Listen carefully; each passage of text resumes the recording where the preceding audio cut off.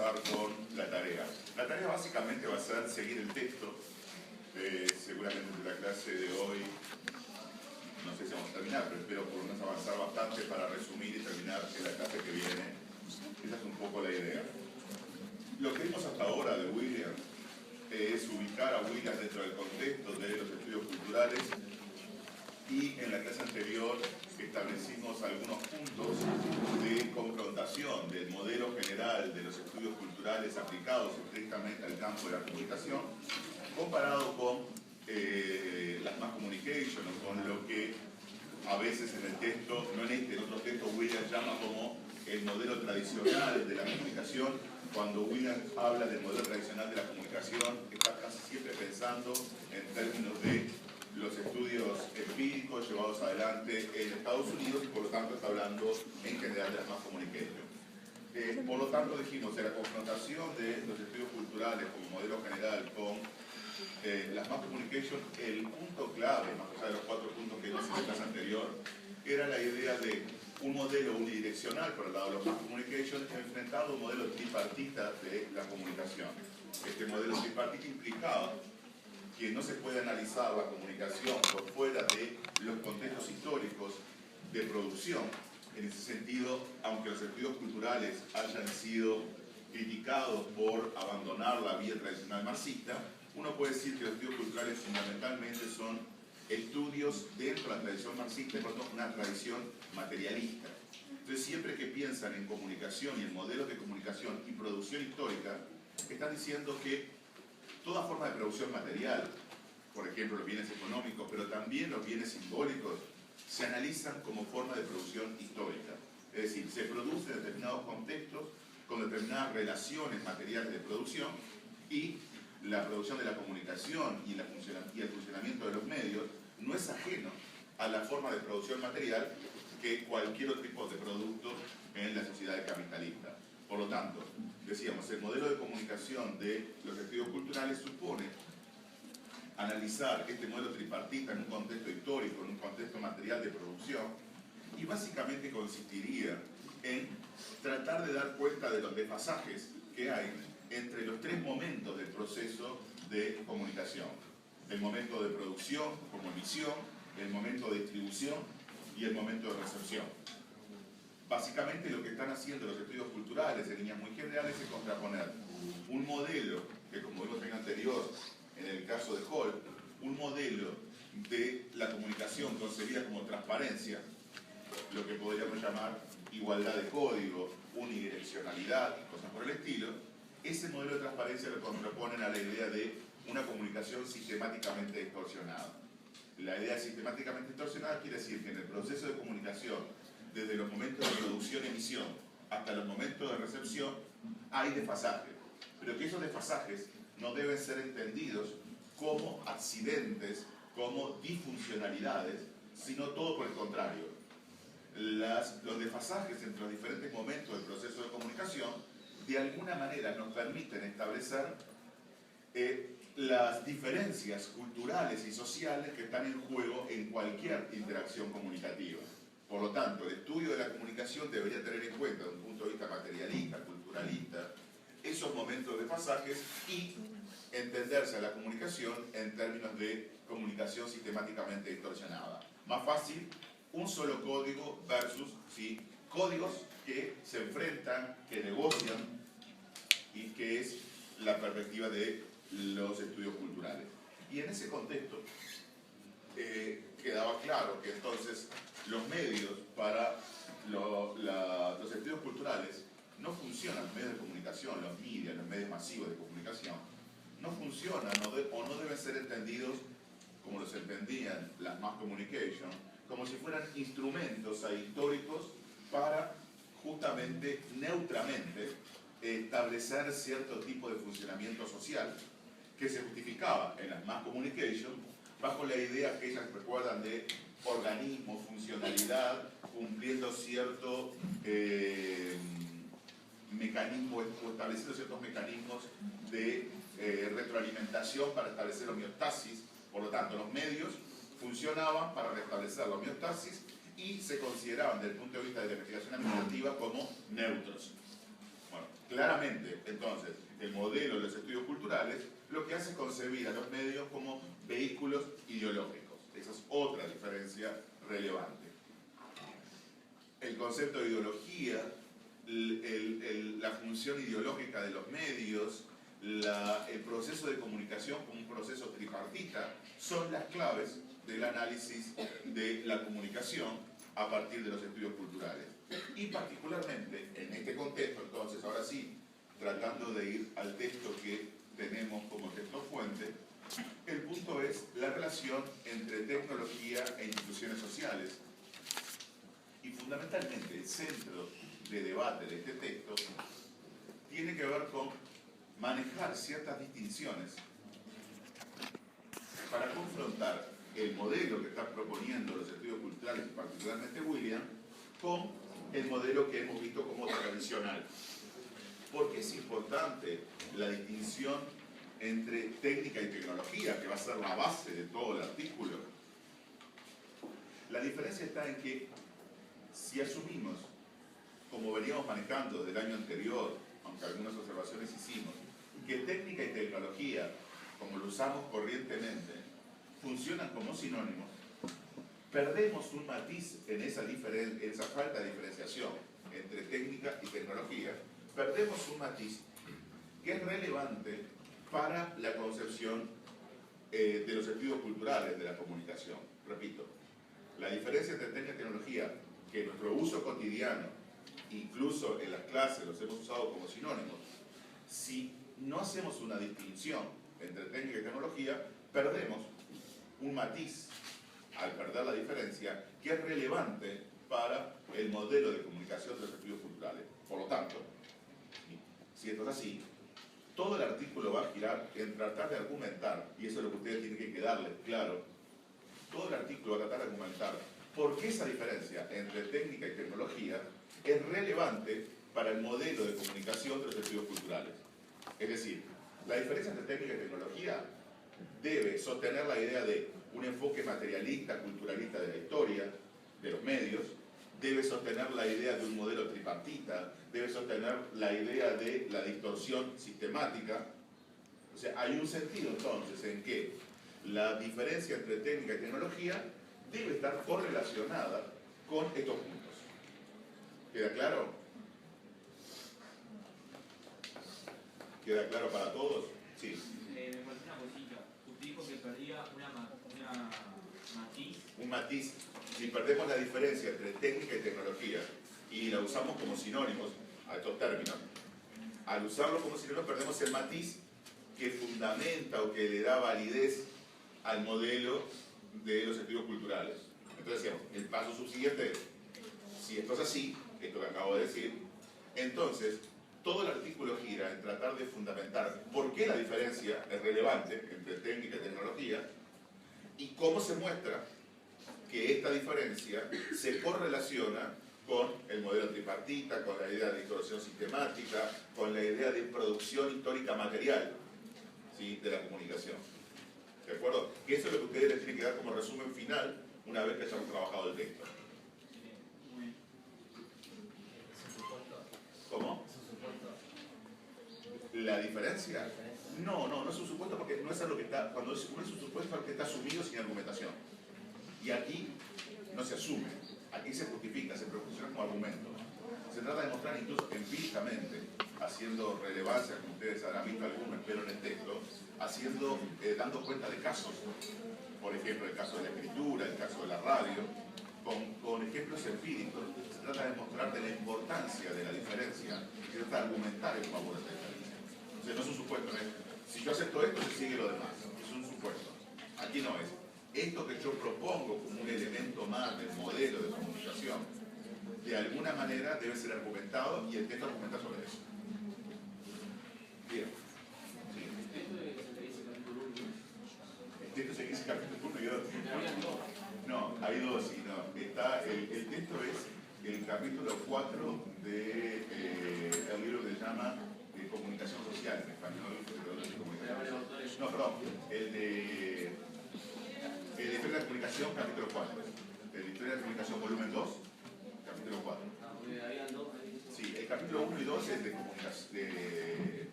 era para establecer un panorama general del pensamiento de William con respecto a la comunicación. Por las dudas para todos, porque es una pregunta que en realidad demuestra algo terrible. No has leído el texto, pero el texto fuente que vamos a presentar ahora, Tecnologías de la Comunicación e Instituciones Sociales, es el capítulo 4 de Historia de la Comunicación, volumen 2. Bien. El texto comienza con una alusión que es casi trivial para el contexto de discusión, pero que vale la pena retener.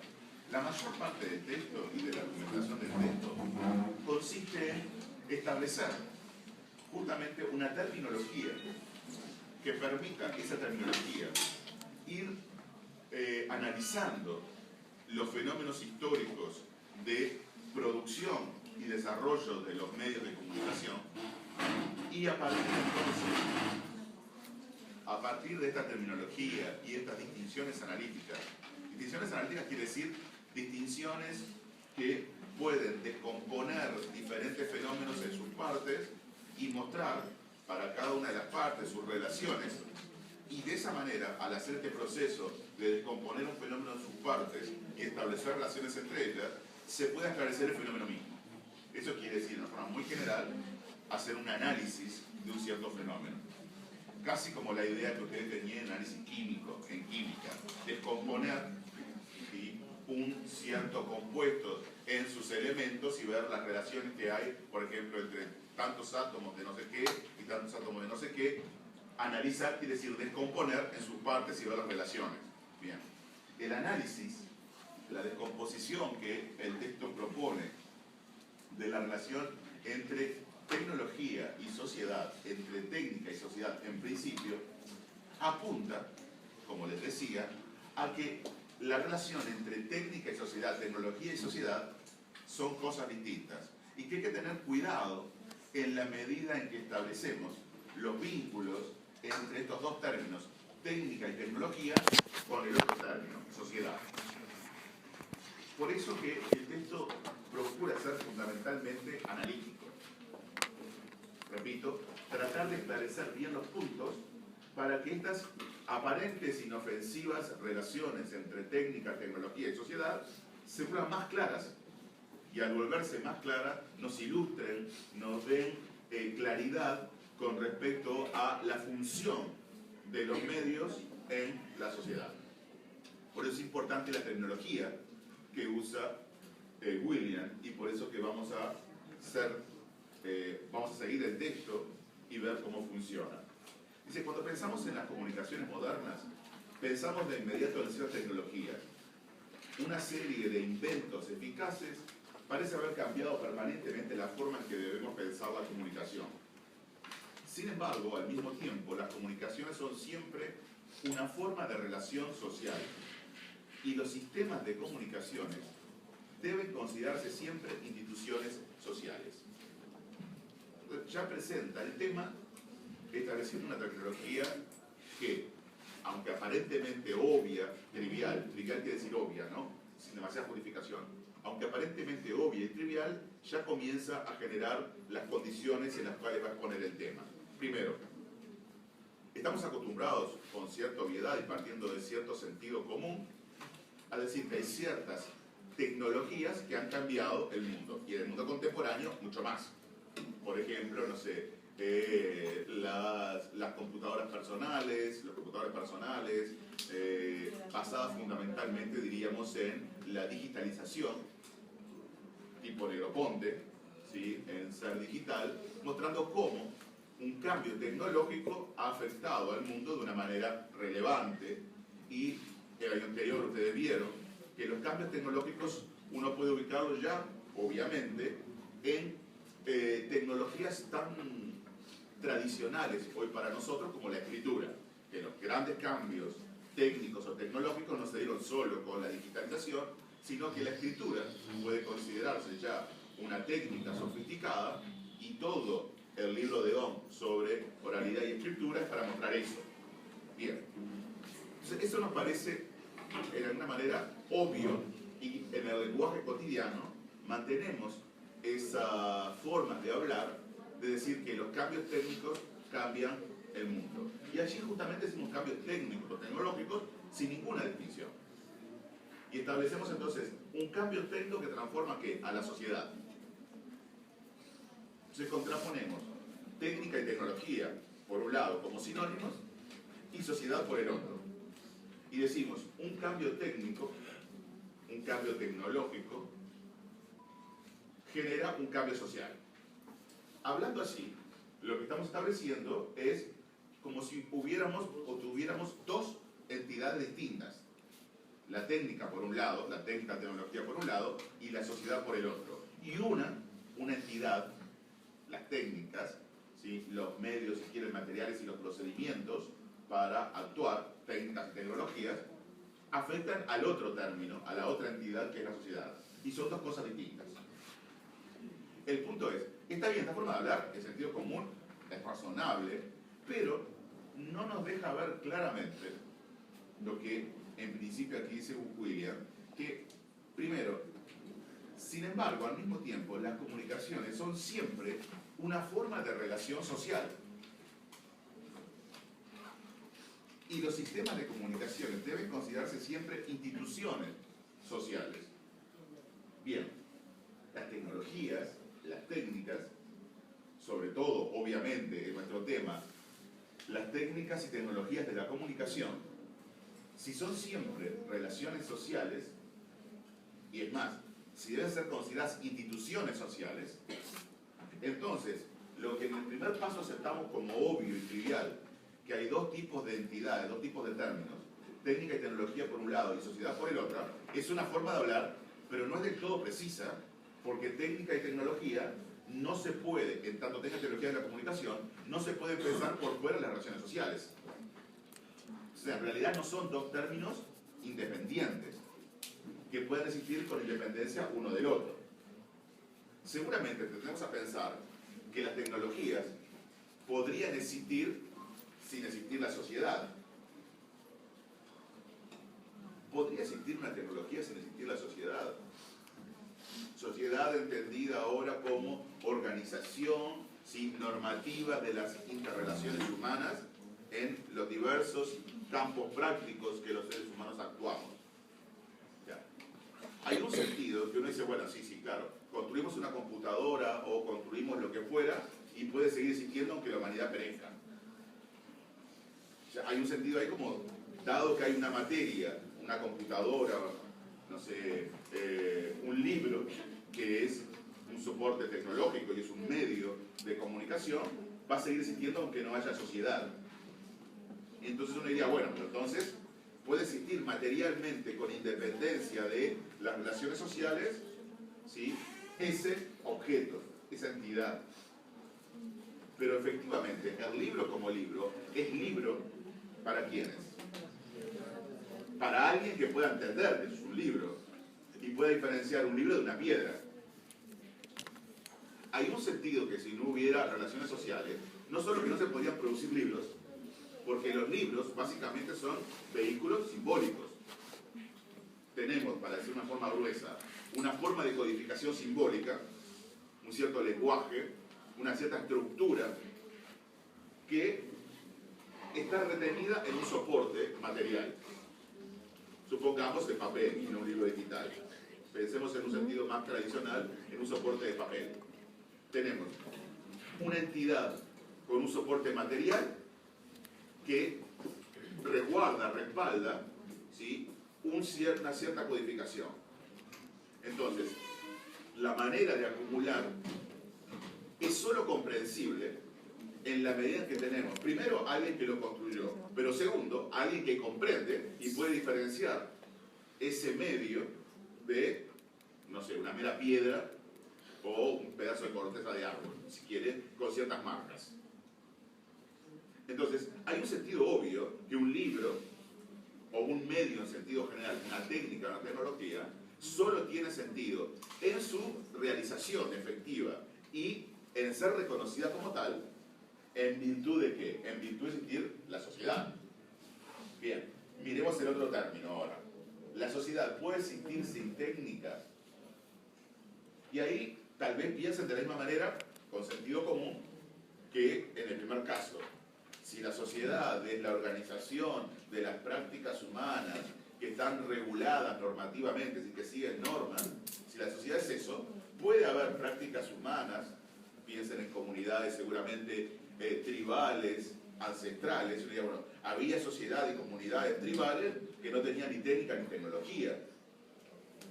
Entonces la sociedad es independiente, o puede ser independiente de la técnica y la tecnología, porque lo que importa para que haya una sociedad es que haya prácticas humanas organizadas. Y eso parece ser un poquito más razonable que suponer la independencia de la técnica. Es decir, parece ser más razonable si la sociedad existe sin formas técnicas de organización. Pero, y vamos a ver después, dentro de un ratito, en el texto mismo, William habla de sistemas de comunicación que básicamente se sostienen en formas intrínsecas en el cuerpo y luego en formas externas. Hay un sentido obvio, me parece, en el cual hablar y organizar los gestos para hablar y que el otro se dé cuenta que no estoy haciendo un ruido o que no me estoy quejando. Por ejemplo, no sé, pisé una espina y grité. Llamo la atención de los demás. Piensa en una situación original, tribal, en el medio de una, no sé, qué época histórica, incluso si quieren poner en el paisaje, no sé, algún dinosaurio, igual vale. ¿Sí? Pisan una espina y gritan. Obviamente, el otro, un ser tribal, ancestral, se encuentra ante un grito y tiene que reconocer que se está quejando el otro o que está dando un aviso de que viene a ser un dinosaurio. El usar los sonidos como una forma de avisar a otro, aunque no haya un lenguaje articulado, ya es una forma de codificación, claramente. Y hay una diferencia entre emitir un sonido, un ruido, y otra cosa, un sonido articulado que transforma en una señal. Gestos de dolor o gestos de, no sé, de buena disposición para el otro o gestos de agresión hacia el otro. Todo el desarrollo de los gestos y las formas del cuerpo como primer acercamiento a interactuar con otro de una manera organizada, que implica obviamente comunicación, no implica ya una forma sistemática y organizada de comunicar que se diferencia de las meras piedras o de los meros gritos. Sí. Si tenemos un procedimiento sistemático y organizado de comunicación, en algún sentido estamos estableciendo un sistema de comunicación, es decir, una forma de codificar. Y el punto es, la sociedad humana en su desarrollo filogenético, biológico, en la medida en que comienza a desarrollarse, si quieren evolucionar, inmediatamente parte de su evolución es sistematizar las formas de interacción comunicativa. No son solo gritos, no son solo códigos prefijados, como las abejas que pueden hacer movimientos de las alas para aparecer, ¿sí? Establecer distancias de donde está el polen o cosas por el estilo, que también son formas de codificación, no diría natural. Seguramente las primeras formas de codificación de los seres humanos sean muy similar a la forma de codificación de los animales. Es bastante obvio, ¿no? Naturalmente, intrínsecamente, se establecen ciertos movimientos preformados que podría reconocer un animal. Por ejemplo, una situación en la cual alguien se pone con un gesto agresivo, amenazante de otro. Los animales reconocen, tanto entre ellos incluso, reconocen un gesto de agresión como un gesto de sometimiento. Piensa en los perros, la cosa más obvia, ¿no? O sea, un perro está en posición de ataque, ¿sí? O de sometimiento frente a otro perro. Y se ubica en una escala jerárquica de acuerdo a si está dispuesto a ser el macho alfa, por ejemplo, o someterse. ¿Sí? Y ponen la barriga o ponen el cuello a los perros, a un perro superior. Es una forma de codificación, se reconocen gestos, se reconocen posiciones del cuerpo. Yo diría, bueno, ahí hay un sistema de codificación, un sistema de organización, básicamente natural, donde el sistema de comunicación depende de ciertas propiedades intrínsecas, por ejemplo, del cuerpo. Pero basta que establezcamos, por ejemplo, no sé, un mojón para recordarnos, ¿sí? Ver una piedra sobre otra roca, para recordarnos que, no sé, ahí hay un lugar, una serie de piedras que me den la posibilidad de guiarme de un lugar al otro.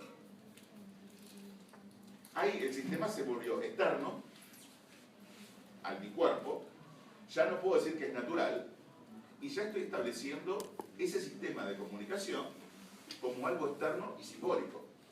Algo que seguramente, ¿sí?, los animales no hacen. Los animales se guían, por ejemplo, por el olfato o por algún tipo de reconocimiento de situaciones, pero el establecer y manejar elementos que no tienen propiedades, una piedra, no tiene ninguna propiedad de ser señal, y transformar a la piedra en una señal, implica que hemos ahora generado un sistema de codificación externo que fundamentalmente de qué va a depender para volverse un sistema de codificación externo.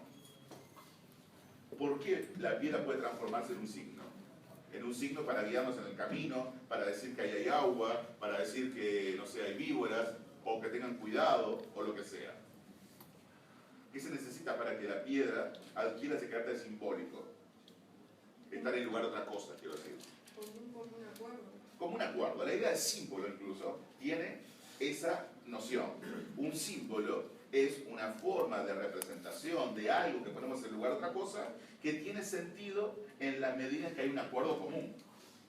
¿Sí? La piedra en principio me puede servir a mí, pero yo tengo que manejar mis condiciones simbólicas en una cierta comunidad y esa piedra se transforma en un vehículo de interacción común con otros en la medida en que podemos acordar que la piedra va a ser un mojón de camino o que la piedra va a ser una marca señal de, no sé, peligro. Entonces allí, lo que William de alguna manera propone es, vean que la idea de sociedad, ¿sí?, si pensamos incluso en sociedades muy arcaicas, en la medida en que las sociedades necesitan interacciones comunicativas para sostenerse y regular sus prácticas, inmediatamente tenemos que pensar en términos de codificación simbólica. Entonces uno podría pensar, es muy difícil pensar en una sociedad mínimamente desarrollada sin pensar en procedimientos técnicos. Ya sea los naturales basados en condiciones naturales, como por ejemplo los gestos, ¿sí?, la posición del cuerpo, aquello que podemos decir que está determinado biológicamente en nuestra dotación biológica. Pero claramente, en la medida en que desarrollamos un poquito nomás la sociedad, necesitamos establecer sistemas simbólicos, y esos sistemas simbólicos son procedimientos, o se generan como procedimientos técnicos. Hay un sentido en que, me parece también obvio, que no está demasiado argumento, que transformar una piedra en un mojón de camino es claramente un invento técnico. Eso es obvio, ¿no? O sea, una cosa es inventar la rueda, sí, claro, una técnica, una tecnología, pero que una piedra se vuelva, ¿sí?, un señalador de camino es un invento técnico. Entonces, si ya tener simplemente una piedra implica la idea de un invento técnico, imagínense, ¿sí?, cómo pueden las sociedades, en la medida que se desarrollan y evolucionan, ser independientes de los inventos técnicos y de las tecnologías que fundamentan sus prácticas. En la medida en que los seres humanos van desarrollándose o evolucionando en la escala filogenética, que es el desarrollo de la humanidad como especie, obviamente cada vez somos más dependientes de qué cosas. De las técnicas. De las técnicas, es obvio. Algunos, que tienen que ver con la institución, algunos incluso han pensado, un señor alemán que en algún momento fue en sociología celebrado como un gran pensador, aunque estaba afiliado al partido nazi, ¿sí?, y tuvo su pasaje por el nazismo, llamado Arnold Gehlen, desarrolló toda una teoría de las instituciones sociales, insisto, que fue muy influyente en el funcionalismo también estadounidense, el señor Arnold Gehlen, que murió en los años 70, en el cual él proponía, por ejemplo, la idea de que los seres humanos, a diferencia del resto del mundo animal, somos seres algo así como incompletos o desvalidos. Como seres completos y desvalidos que somos, necesitamos crear una especie de segunda naturaleza. Los animales ya nacen preformados, los instintos determinan su conducta de caza, de sobrevivencia y de adaptación. No tienen que hacer ningún esfuerzo simbólico para establecer interacciones o interrelaciones. Mientras que los seres humanos nacemos antes de tiempo, diría Gelen, ¿sí? O sea, un bebé cuando nace, no nace con el desarrollo de sus capacidades, como nace, por ejemplo, no sé, ciertos animales que inmediatamente que nacen se paran y se van a correr. O ya empiezan a practicar incluso ciertos ejercicios de huida o de acecho. Los seres humanos nacemos indefensos, desvalidos, no sabemos caminar, no sabemos cómo. Y si no se nos estimula adecuadamente en esos primeros meses de vida y los primeros años, no incorporamos ninguna habilidad. En general, los días se mueren, pero supongamos que sobrevivir a un bebé no puede desarrollar ninguna habilidad si no está estimulado por quién. Por otros seres, ¿sí? Congéneres, que lo tienen que estimular, que le tienen que incorporar hábitos de interacción, de comportamiento, y si no adquiere esos hábitos a determinada edad, no los adquiere más. Entonces, lo que diría Gelen es, en los seres humanos desvalidos, incompletos, su naturaleza es una naturaleza desvalida, incompleta. Y el ser humano, entonces, para suplementar, para paliar esa incompletud, esa deficiencia, crea sociedad. La sociedad es básicamente un producto de la naturaleza desvalida del ser humano. Creo que hay algún artículo de Gelen que se llama así, algo que ver con la idea de desvalido del ser humano. Y el punto es entonces, para Gelen, los seres humanos desde su origen necesitan interactuar con otros seres humanos y crear instituciones sociales. Los seres humanos no viviríamos sin instituciones sociales. Eso, repito, Gelen era un nazi conservador y criticó al mundo contemporáneo por razones secundarias. No importa para ustedes, pero en todo caso vale la pena para terminar con Gelen, que no lo voy a nombrar más, ¿sí? Pero era un conservador porque pensaba que particularmente el nazismo tenía un fundamento histórico porque en el mundo moderno justamente las instituciones sociales habían perdido valor. Se estaba generando un mundo anárquico que no reconocía las tradiciones y el valor de las instituciones sociales. Si el hombre es un hombre desvalido, si se lo deja solo, sin el peso de las instituciones, el hombre no sobrevive. Entonces son importantes las instituciones, pero si las instituciones son cuestionadas por la modernidad, si el valor que tiene la tradición se pierde, entonces el hombre está condenado. Y lo que Gelen entonces, obviamente, concluye de una manera un poco rara, pero que, por ejemplo, el nacionalsocialismo podía restaurar estas tradiciones básicas, cierto dominio sobre los hombres, pero piénsenlo que efectivamente el señor creía así, creía en esto, y que en realidad estaba ayudando a sobrevivir al hombre, dándole la fortaleza que el hombre necesita, recuperando la tradición. Por eso era un conservador. No solo porque votar a los nazis ya es otro tipo de evaluación la que haríamos por ser nazi, pero de hecho, el sostén siempre es el mismo. El hombre es un hombre desvalido, las instituciones sociales son las que le dan naturaleza de sobrevivencia al hombre, y las instituciones sociales entonces deben mantenerse. Y la modernidad ataca las instituciones sociales porque ataca la tradición. ¿Sí? ¿A qué viene todo esto? Viene a la idea de que, les decía, teníamos dos entidades, técnica y tecnología. En principio, cuando se contraponen, puedo pensar que la técnica y la tecnología puede ser independiente de la sociedad. Parece un poco probable. Ahora, parece más probable pensar que la sociedad pueda existir sin técnica o sin tecnología. Y cuando empezamos a analizar un poquito más, empezamos a ver que en la medida que consideramos a los seres humanos apenas evolucionados e integrados en comunidades, se establecen procedimientos sistemáticos, simbólicos, formas de codificación que dependen fundamentalmente de la interacción, y esa interacción sistemática son instituciones sociales. Podemos entender a las interacciones sistemáticas, organizadas, que establecen pautas de conductas reconocidas y guiadas por normas. Podemos reconocer ese tipo de organización como institución social. Y uno diría, las instituciones sociales que se sostienen en interacciones simbólicas son básicamente entonces dependientes ¿de qué? De técnicas.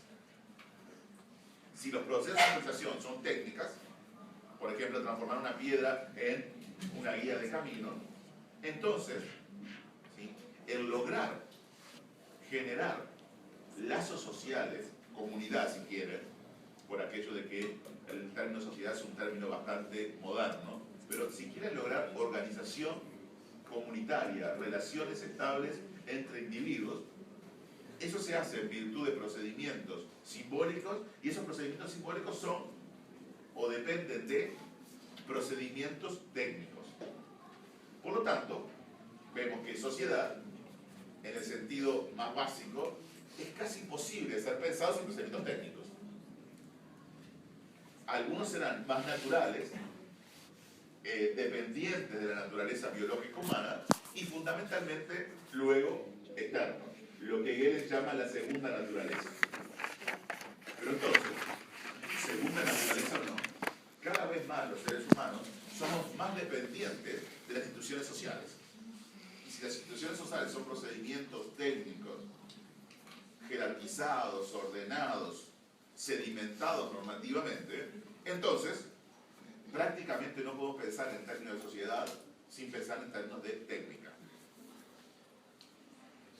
Por lo cual, lo único que acabo de tratar de argumentar es que con un poquito de análisis vemos que los dos elementos, técnica y tecnología por un lado y sociedad por el otro, no son términos independientes. Pensar en uno implica necesariamente pensar en el otro. No pueden independizarse como si fueran cosas que se afectan mutuamente, como si fueran, no sé, una raqueta y una pelota. Una cosa afecta a la otra, pero son independientes entre ellas. No, sociedad y técnica y tecnología parece, con un poquito de análisis, necesariamente dos términos fuertemente conectados y dependientes uno del otro. ¿Sí? Hasta ahora venimos usando técnica y tecnología como sinónimos. Como sinónimos, sí, sí. Y porque estoy partiendo del sentido común, ¿sí?, para llegar luego a la importancia de la distinción. ¿Sí? Pero justamente, partiendo del sentido común, entonces, aparentemente son opuestos, ¿qué cosa? Técnica y tecnología por un lado y sociedad por el otro. Vemos con el análisis que son necesariamente, ¿sí?, interrelacionados y dependientes uno del otro. Es lo único que he dicho. Había dicho que en el marco de que el hombre necesita una segunda naturaleza y crea una sociedad, si el hombre llega a recuperar la tradición, logra la sobrevivencia o... Claro, lo que dije es que para Gehlen, ¿no?, para Gehlen, esta segunda naturaleza es lo que le permite al hombre, a diferencia de los animales, adaptarse, sobrevivir y proyectarse. Las instituciones, ¿sí?, tienen un valor en tanto son prácticas normativas, es decir, son un conjunto de comportamientos estables, regulares, ¿sí?, que son aceptados por la comunidad y que son aceptados en virtud de incorporar normas de comportamiento. Si uno pierde esas normas de comportamiento, si uno pierde la tradición, entonces pierde esa segunda naturaleza y queda desvalido otra vez. En algún sentido, esto es interesante, porque en algún sentido, todo conservador político, moral, se basa en esta idea. Se basa en la idea de que si perdemos tradiciones, si perdemos cierta forma de instituciones y valores sociales, estamos perdidos. Sepan que están correspondiendo o no a Gehlen o lo que fuera, pero insisto, casi todo conservador, de alguna manera, mantiene un vínculo con esta idea.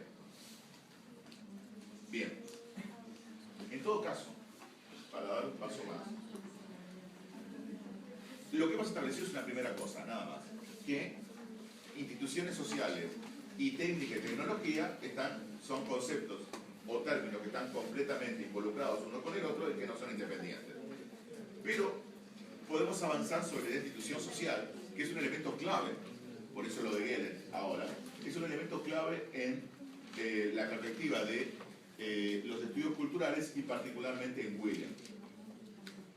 Como creo que dije en la clase anterior, las instituciones sociales puede considerarse institución social. Primero vamos a hacer esto. Primero ejemplos. Piensen ustedes. Denme un ejemplo de instituciones sociales. La familia. Familia, claro. Las familias son formas de ¿qué? De parentesco. ¿No? Tenemos instituciones sociales que básicamente establecen relaciones, por ejemplo, de parentesco. Por lo cual establecemos que hay, por ejemplo, el matrimonio es parte de la institución social del parentesco. Sí. Sí.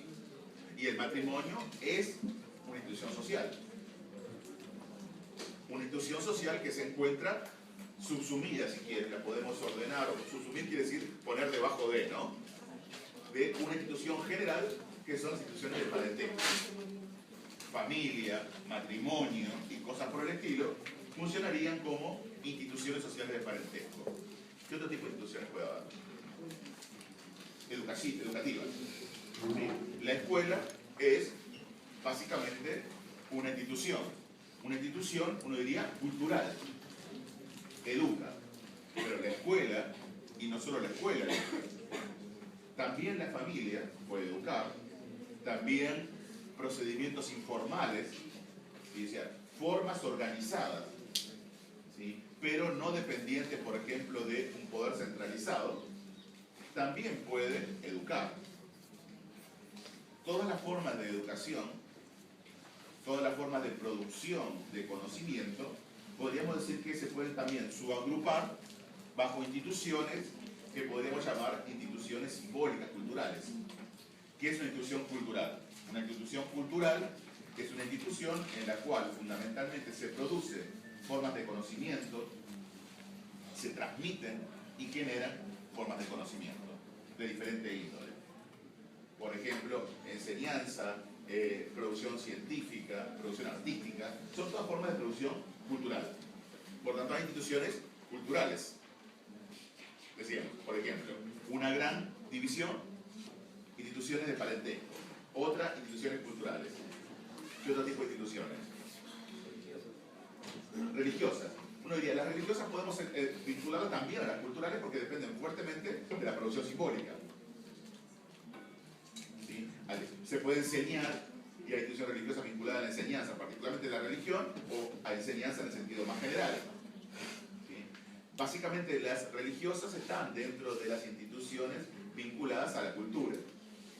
Es una forma cultural la religión.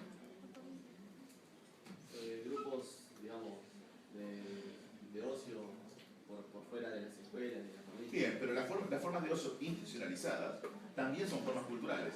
Son formas de producción simbólica cultural, de reconocimiento mutuo dentro del campo de producción cultural. Pero, por ejemplo... ¿Instituciones económicas? Bien, claramente hay instituciones económicas. Instituciones que se sostienen fundamentalmente en la producción de riqueza y las interrelaciones de transferencia de bienes y valores en diferentes sectores sociales. Y tenemos ahí instituciones bancarias, instituciones, no sé, fábricas, servicios, todo dentro del ámbito de la producción económica, y son instituciones que podemos justamente subsumir a todas ellas, los bancos, las fábricas, la venta de servicios, dentro de la categoría de instituciones económicas. Alguien dijo políticas. ¿Qué es las instituciones políticas? ¿Qué es lo que las diferencia? ¿Sobre qué tratan? ¿Cuáles son las prácticas que manejan las instituciones políticas?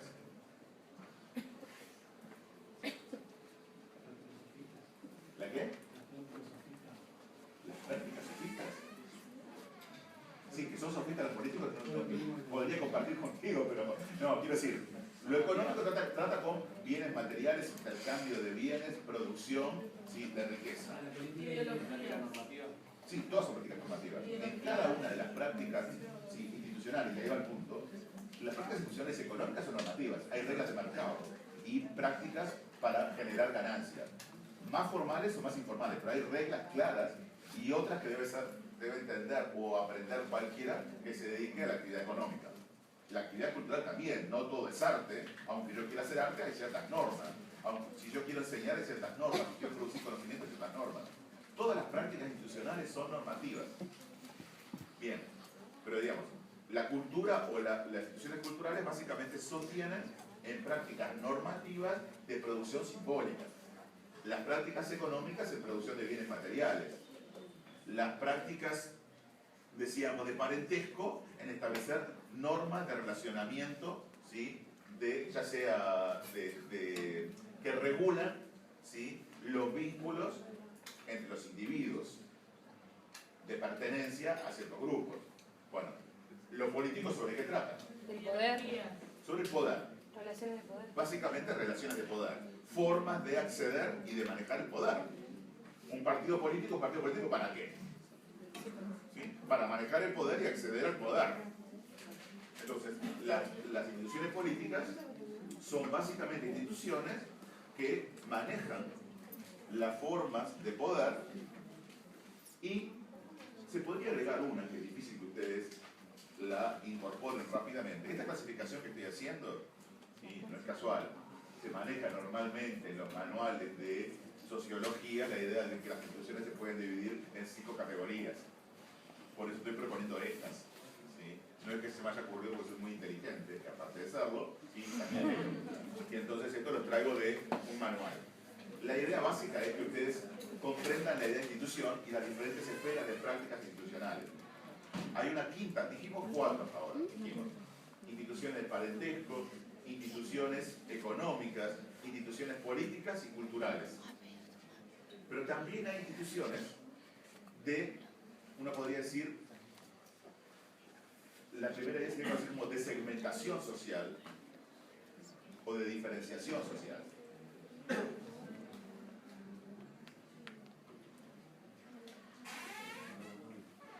Esta es más difícil, no de ver, sino de concebir como institución, pero vale la pena. Tradicionalmente, en la jerga marxista, por ejemplo, se hablaba de clases sociales. Diferentes clases sociales quiere decir diferentes formas de organizarse los individuos de acuerdo al lugar que tienen en vínculo con la producción material. Se ha dejado de hablar de clases, porque es muy problemática la idea de clase y unidad de clase social, pero sin duda que en cualquier sociedad hay formas de estratificación social, formas de diferenciación social. Algunos que están en determinado lugar, ya sea por su vínculo con lo económico, lo cultural, lo religioso, aunque sean los organizadores sociales diferentes, repito, el organizador económico, el político, el cultural, el que fuere, también las sociedades institucionalizan la forma de estratificación, la forma de establecer jerarquías sociales. Jurídicamente, por ejemplo, hay jerarquías cuando decimos, bueno, mire, usted tiene el privilegio de ser senador, diputado, y no puede ser procesado, a menos que pierda sus fueros, en determinadas condiciones y cosas por el estilo. ¿Sí? Eso es un privilegio. Hay privilegios institucionalizados, ya sea por razones políticas, ya sea por razones culturales. Bueno, socialmente se acepta que, bueno, sí, es un artista, entonces medio loco, un poco díscolo, pero bueno, eso se le permite a un artista. ¿Entienden? Hay ciertas formas de jerarquizar y discriminar socialmente entre diferentes niveles jerárquicos sociales que también son reconocidos y aceptados. Esta sería una quinta forma de entender las instituciones sociales. ¿Y aquí viene esta idea? Repito, para William y para los estudios culturales, la institución social es una idea clave. Porque justamente lo que estos pensadores proponen es que no podemos pensar la comunicación por fuera de las instituciones sociales, por fuera de la producción simbólica en general.